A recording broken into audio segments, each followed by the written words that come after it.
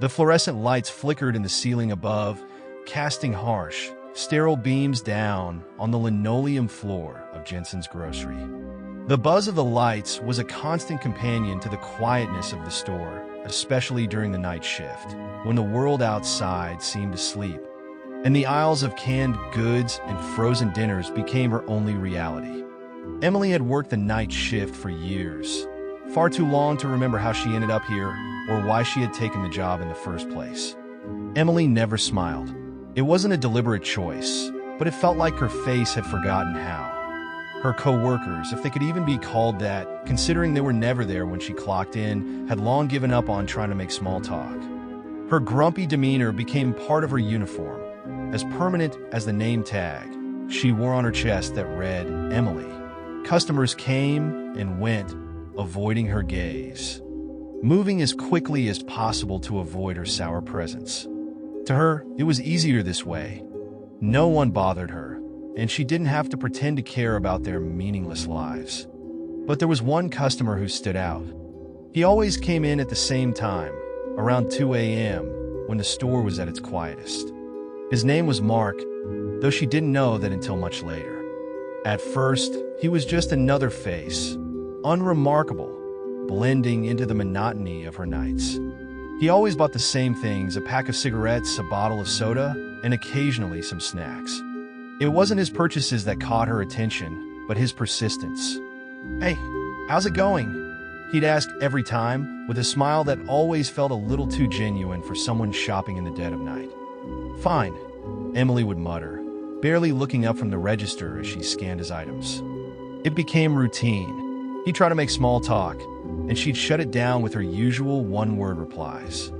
She couldn't understand why he bothered. Most people got the hint and left her alone after the first interaction, but not him.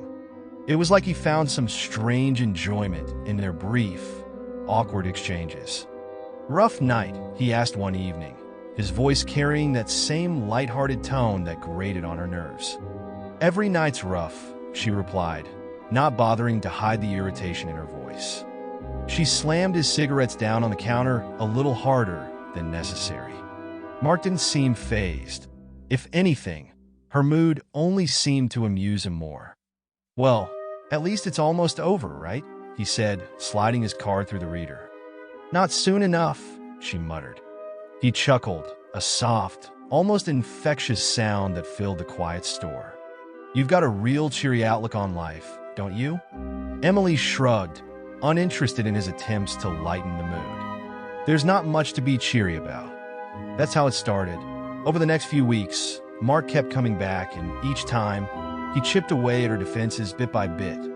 He asked more questions, and though she hated to admit it, she started to answer.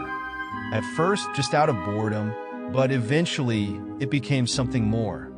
She told him about how the job was mind-numbing, about how the same people came in every night like clockwork, and how nothing ever changed. She told him how she hated her life, how everything felt gray and lifeless. The world was a heavy place, and it seemed to weigh on her shoulders more and more every day. It wasn't just a job, it was everything. There was no joy, no purpose, no reason to keep going. But somehow, she kept dragging herself through the motions, night after night. Mark listened, always with that same calm smile, like her words didn't faze him. He tried to joke with her, make her smile, but it always felt futile. Her negativity was a wall too thick for his optimism to break through. One night, after weeks of the same back and forth, Mark asked her something she didn't expect. "You ever get out of here? You know, outside the store?" Emily glanced up at him, confused. "What do you mean?" He shrugged, his expression casual. "I don't know, you just seem like you're stuck here. Thought maybe you'd like to get out, grab a coffee or something sometime." Emily stared at him, caught off guard. No one had ever asked her out before, not that she could remember, and certainly not in a place like this. She should have said no. Every part of her screamed that this was a bad idea, but there was something in the way he asked, something that made her hesitate. "Sure, I guess," she finally said, her voice uncertain. "Why not?" Mark's smile widened, and for the first time, she felt a strange warmth spread through her chest, a feeling she hadn't experienced in years. They arranged to meet after her shift the next night. When the time came, she found herself waiting in the parking lot, her heart pounding in her chest. She told herself it was stupid, that nothing would come of it, but a part of her couldn't help but feel a flicker of something. Hope, maybe? She hadn't felt that in so long, she didn't even recognize it. Mark pulled up in an old, beat-up sedan, the headlights casting long shadows across the empty lot. He rolled down the window and grinned. "Ready?" Emily nodded and climbed into the passenger seat, her nerves jangling in a way she wasn't used to. The car smelled faintly of cigarettes and old fast food, but she didn't mind. It was a change from the sterile, artificial scent of the grocery store. They drove in silence for a while, the city lights fading into the distance as they headed toward the outskirts of town. Emily watched the scenery blur by, feeling a growing unease in the pit of her stomach. She didn't recognize this part of town, and they were getting farther and farther from anything familiar. "Where are we going?" she asked, trying to keep her voice steady. Mark glanced at her, his smile still in place, but there was something different in his eyes now. "Just a little further. I thought you might like to get away from everything for a while. You know, somewhere quiet." Emily's heart rate quickened. This didn't feel right. The darkness outside the car window pressed in, and the road seemed to stretch endlessly into nowhere. "Maybe we should just get that coffee," she said, her voice shaking now. Mark didn't respond. His hands gripped the steering wheel tightly, and the smile on his face began to twist into something darker, something predatory. Emily's stomach lurched as the realization hit her. She wasn't going for coffee. This wasn't a date.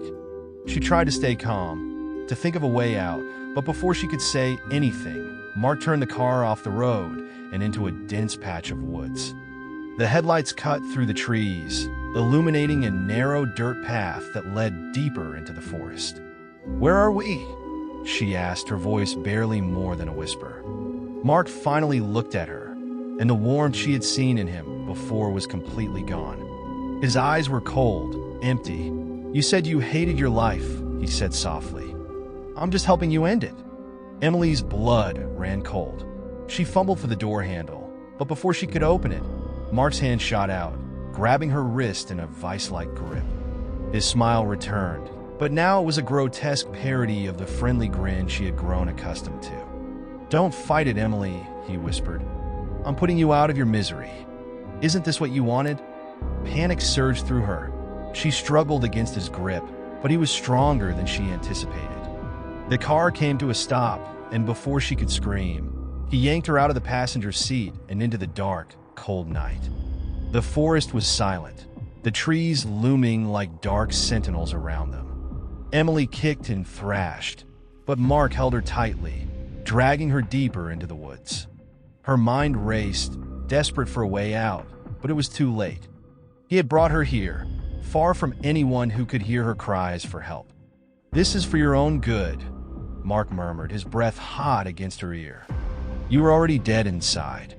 I'm just making it official." Emily felt tears well up in her eyes as she struggled to breathe, her chest tightening with fear. She had spent so long wishing for an end, but not like this. Not at the hands of someone she thought was different. She realized now that she had misjudged him, that the kindness he had shown her was nothing more than a mask hiding the monster beneath. With a sudden burst of adrenaline, she managed to break free, stumbling backward as she gasped for air. But before she could run, Mark lunged at her, his hands wrapping around her throat with terrifying strength. Emily's vision blurred as she struggled against him, her life slipping away with each passing second. The last thing she saw was Mark's cold, emotionless face, his smile still etched in place as the darkness closed in around her. And then there was nothing. The next morning, the sun rose over Jensen's grocery, casting long shadows over the empty parking lot. Inside, the fluorescent lights buzzed as always, and the register stood silent, waiting for Emily's next shift. But Emily wouldn't be coming back. And somewhere, deep in the woods, her body lay still, the trees standing watch over her final resting place as the world continued on, unaware of the horror that had unfolded in the dark of night.